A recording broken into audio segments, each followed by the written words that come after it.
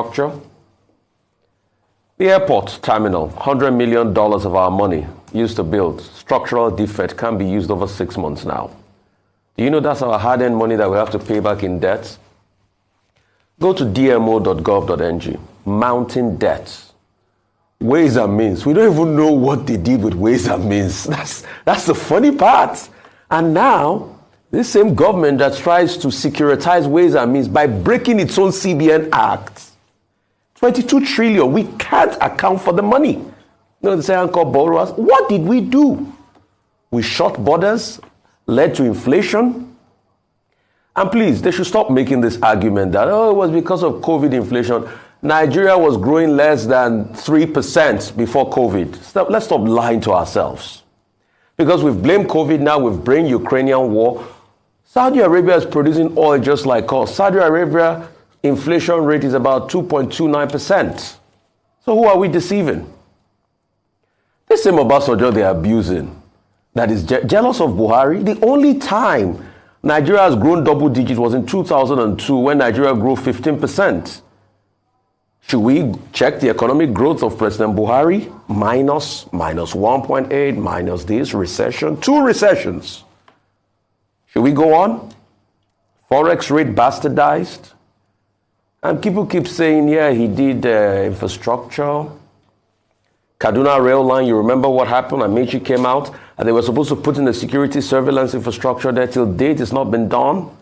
Yes, he's done some other infrastructure. I give him kudos for that. But let's stop talking as if the president used his own pocket money to do infrastructure. It's our commonwealth that was used to build Second Niger Bridge. It's same Nigeria's money. The very first time Nigeria is ought to be making so much from crude oil. This is the only time wars have not favored Nigeria. Yom Kippur in 73, go and check the records. Crude oil price rose from $3 per barrel to $12 per barrel. Favored Nigeria. The country was so bleeding rich that Yakubu Gowon came out to say the problem is not money but how to spend it. Most of the infrastructure you see in Lagos was built by Gowon then. You remember the cement armada? We had so much cement, built lots of bridges and everything. Third Mainland Bridge started then. But now, because of crude oil theft, we can't even take stock of what we have. So when you look at it, I ask you, Nigerians, is your life better than it was 8 years ago? Your answer is obvious. So if the presidency comes out to say that what Olusegun Obasanjo did right is not correct, I think the presidency should introspect. And maybe they should take out a survey and feel how Nigerians are feeling. Because I'm not sure, for them to say that, I'm not sure they feel the pulse of Nigerians. In case you didn't get the memo, Nigerians are suffering. And let me tell you, the greatest endorsement any man can get is from his wife that has married him for so many years. President Buhari's wife came out on the, I think it was reported around October. You can see what is happening in Nigeria. I greet you all. Welcome back to my page. You can see what is happening in Nigeria. And we cannot just keep quiet and let things go wrong.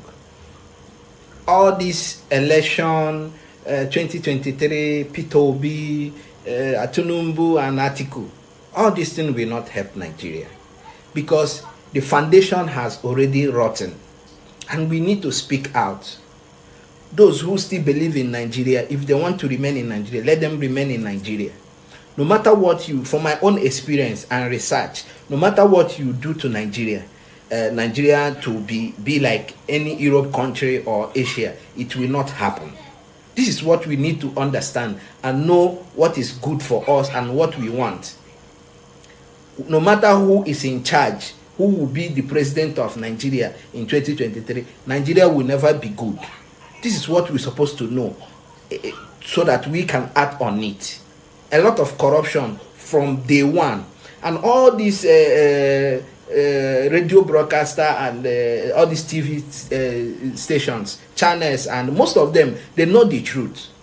But I know it's not easy for them to speak out because their life will be in danger. So we need to speak out and know what we want in that country.